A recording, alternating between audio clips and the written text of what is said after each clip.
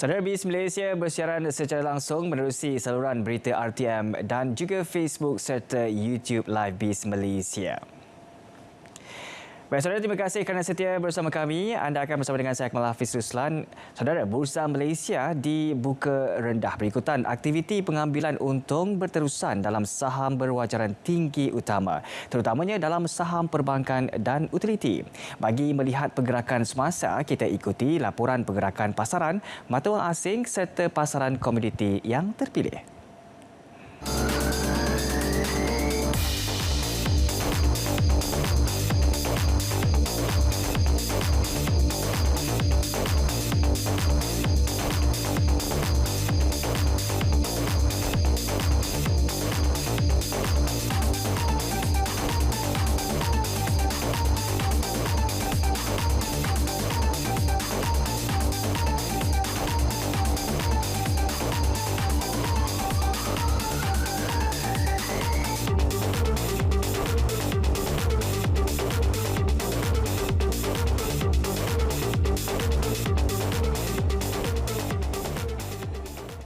Majlis Kewangan Negara bersetuju menambah peruntukan Kerajaan Persekutuan kepada negeri sebanyak RM8.9 bilion tahun ini berbanding RM8.3 bilion pada tahun lalu.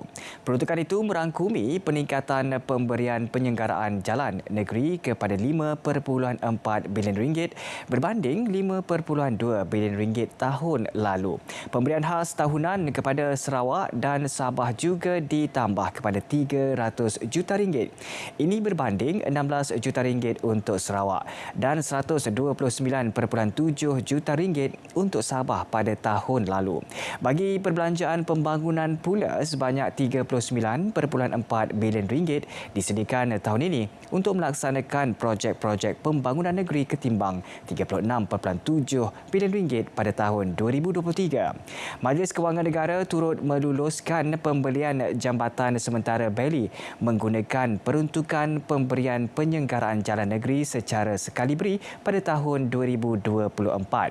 Had perbelanjaan pengurusan berkaitan penyelenggaraan jalan negeri turut dinaikkan sebanyak 10% atau RM10 juta mengikut yang lebih rendah. Peningkatan ini untuk peningkatan kesejahteraan semua rakyat Malaysia tanpa mengira batas politik, kaum dan agama. Kerajaan Persekutuan komited untuk bekerjasama dengan semua kerajaan negeri dalam usaha memajukan pembangunan negara secara terangkum.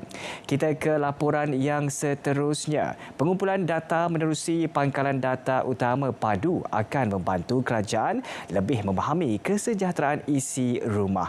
Menerusi nota penyelidikan MIDF Amanah Investment Bank Berhad menyatakan PADU akan digunakan untuk mencipta sumber rujukan baru bagi lembaran imbangan isi rumah berdasarkan pendapatan dan perbelanjaan diisytiharkan. Ketika ini, keutamaan PADU untuk mengenal pasti penerima yang layak untuk program bantuan kerajaan. Melalui data tersebut, kerajaan boleh memperhalusi kriteria kelayakan dengan mempertimbangkan maklumat lain seperti saiz isi rumah serta komitmen dan beban keuangan sedia ada. Ini meliputi pinjaman peribadi, pinjaman pendidikan dan perbelanjaan bulanan.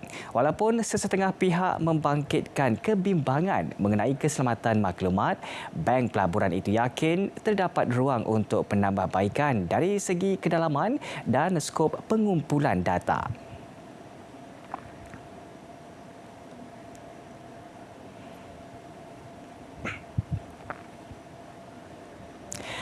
Lembaga Minyak Sawit Malaysia MPOB menggesa pemain industri minyak sawit untuk merebut peluang mengeksport produk toko trinol sawit ke China. Ini berikutan kelulusan diterima pada 13 Mac lalu untuk membenarkan toko trinol sawit dieksport dan digunakan dalam aplikasi makanan di China. Melalui kenyataan, Ketua Pengarah MPOB, Datuk Dr. Ahmad Parviz Gulam Kadir berkata, kelulusan itu memberi peluang kepada pemain industri mengukuhkan kedudukan pasaran mereka antara pasaran terbesar dunia.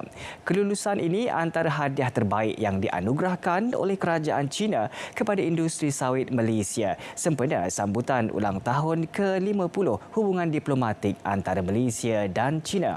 Ini melambangkan persahabatan yang kukuh dan berkekalan serta saling menghormati serta bekerjasama. Kelulusan tersebut menggariskan komitmen dan usaha berterusan sektor minyak sawit Malaysia untuk mencapai kecemerlangan dalam mematuhi piawaian kesihatan dan keselamatan antarabangsa.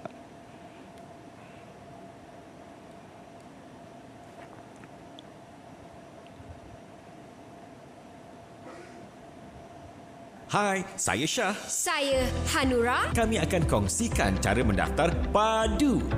Jom ikuti langkah ini. Langkah pertama, isi maklumat asas seperti nama penuh, nombor kad pengenalan, poskod, nombor telefon dan email. Langkah kedua, masukkan kod one time password OTP yang telah diterima melalui SMS atau email yang telah didaftarkan. Langkah ketiga, di bahagian ini anda perlu tetapkan kata laluan mengikut kriteria yang telah ditetapkan. Jangan lupa anda perlu membuat pengesahan identiti. Langkah pertama, ambil gambar MyCard bahagian hadapan. Langkah kedua, ambil gambar MyCard bahagian belakang. Langkah ketiga, ambil gambar swafoto atau selfie pemilik MyCard. Sila tunggu sekejap dan sekiranya keluar paparan ini, pengesahan identiti anda telah berjaya. Jangan lupa ya, kita kena kemas kini, okey? Di bahagian ini, anda perlu kemas kini maklumat asas, alamat kediaman, maklumat pendidikan, maklumat isi rumah, pekerjaan, pendapatan, komitmen dan bantuan. Sebelum membuat perakuan, pastikan butiran yang diperlukan diisi dengan lengkap. Tahniah, anda telah berjaya mendaftar akaun padu. Awak tu dah daftar ke belum? Nak pergi daftar lah ni.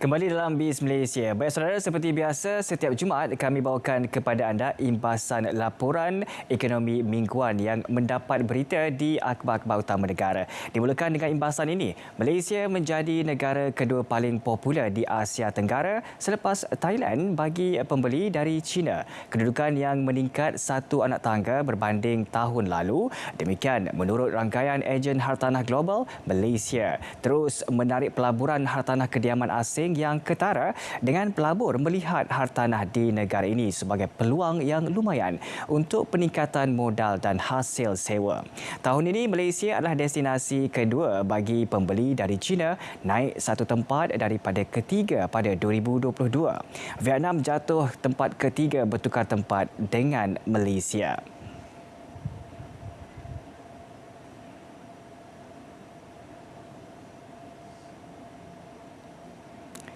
Baik, kita beralih pula kepada imbasan yang berikutnya. Bank Dunia telah mengekalkan prospek pertumbuhan ekonomi Malaysia tahun ini pada 4.3% menerusi kemaskini ekonomi Asia Timur dan Pasifik April 2024 berdasarkan jangkaan kemungkinan kepada pemulihan pertumbuhan global dan keadaan kewangan yang terhad.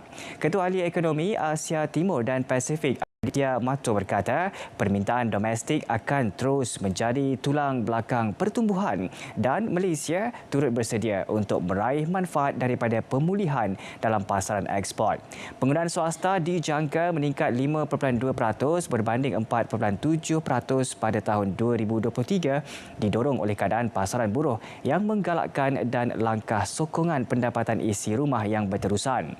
Selain itu, ekspor kasar diunjurkan naik sebanyak 4.8% daripada penyusutan 7.9% tahun lepas seiring dengan jangkaan pemulihan dalam perdagangan global.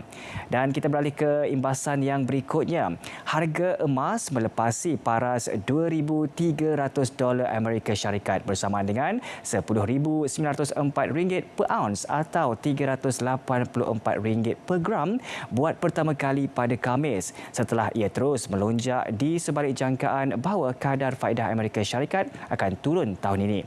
Selain ketegangan geopolitik yang tinggi, logam berharga itu telah mencatatkan beberapa rekod sejak beberapa minggu kebelakangan ini kerana Reserve Persekutuan Amerika Syarikat membayangkan ia akan mula melonggarkan dasar monetarinya menjadikan emas semakin menarik kepada pelabur.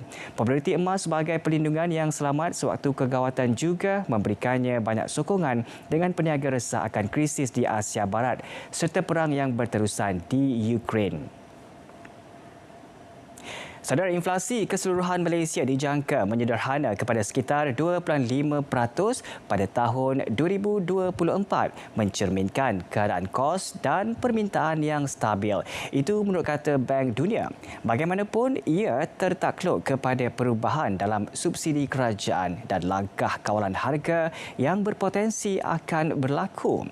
Dalam kemas kini ekonomi Asia Timur dan Pasifik April 2024, inflasi juga mungkin akan menurun pada tahun 2024 dan kemiskinan dijangka terus berkurangan. Bank Dunia juga menekankan bahawa pada Januari 2024 inflasi Malaysia berada pada 1.5%, manakala inflasi teras juga menyederhana kepada 1.8%. Baik, kita ke imbasan yang seterusnya. Penyertaan wanita sebagai pekebun kecil adalah lebih tinggi di Sabah dan Sarawak. Ini menurut hasil kajian yang dijalankan oleh Khazanah Nasional Berhad dengan kerjasama Institut Penyelidikan Khazanah KIR dan Think City. Kajian yang menemubual 3,300 pekebun kecil dari 3 sektor utama makanan iaitu tanaman, ternakan dan akuakultur itu menunjukkan bahawa penyertaan wanita sebagai pekebun kecil di Sabah dan Sarawak adalah lebih tinggi berbanding di Semenanjung, walaupun jumlah pekebun kecil lelaki yang menyertai kaji selidik itu lebih ramai berbanding wanita.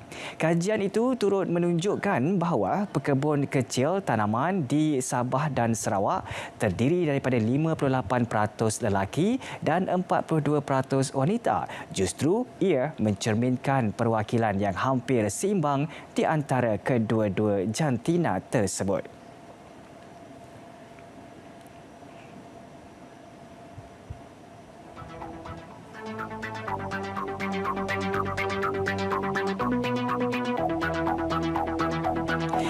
Baik, saudara, rangkuman imbasan ekonomi mingguan itu tadi menutup BIS Malaysia edisi 5 April 2024. Saya Akmal Hafiz Ruslan, selamat berhujung minggu. Salam Malaysia Madani.